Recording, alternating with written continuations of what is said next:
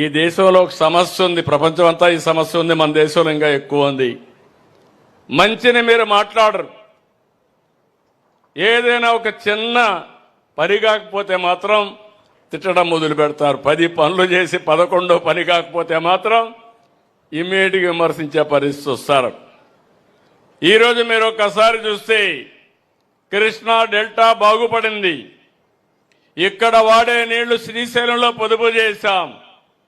పొదుపు చేసిన నీళ్లు రాయలసీమకి ఇచ్చాం. ఇప్పుడే మన మిత్రుడు సత్యకుమార్ యాదవ్ గారు చెప్పారు, ఆయన నియోజకవర్గం కూడా అందరి నేవా వెళుతుంది. కరువు జిల్లా అనంతపూర్ జిల్లా, విశాఖపట్నం కాదు. అంటే వినూత్నమైన రైతాంగం, ఆలోచనలు వినూత్నం. దీనివల్ల ముందుకు పోయారు. కానీ ఆ నీళ్లు వచ్చాయి కాబట్టి సాధ్యమైంది. నేను ఆ రోజు నీళ్లు తీసుకెళ్ళాను.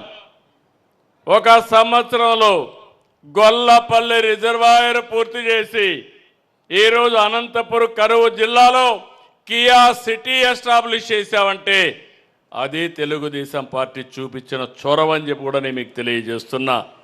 నీళ్లుంటే మొత్తం కూడా ఇండస్ట్రీస్ వస్తాయి. అదే మరి అనేక రకాలుగా అభివృద్ధి అవుతుంది. దీనివల్ల ఇంకొక పక్కన భూమి విలువ కూడా పెరుగుతుంది, రైతులకు కూడా మేలు జరుగుతుందని చెప్పి నేను మీకు తెలియజేస్తున్నాను.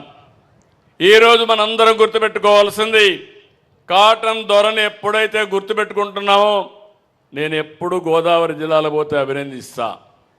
కృష్ణా జిల్లా కంటే గోదావరి జిల్లాలో ఒక్కోసారి మంచి పని చేసి ఎప్పుడు అభిమానిస్తారనే దానికి కారణం, కాటన్ దొర విగ్రహాలు ఇప్పుడు కూడా ఏ ఊరికి పోయినా కాటన్ దొరకు పూజ చేస్తున్నారంటే, ప్రార్థనలు చేస్తున్నారంటే అది వాళ్ళ జీవితాల్లో మార్పు తెచ్చుకున్న విధానం అని చెప్పి కూడా నేను మీకు తెలియజేస్తున్నా. రాయలసీమ వాసులందరూ గుర్తుపెట్టుకోవాలి శివరామకృష్ణయ్యని.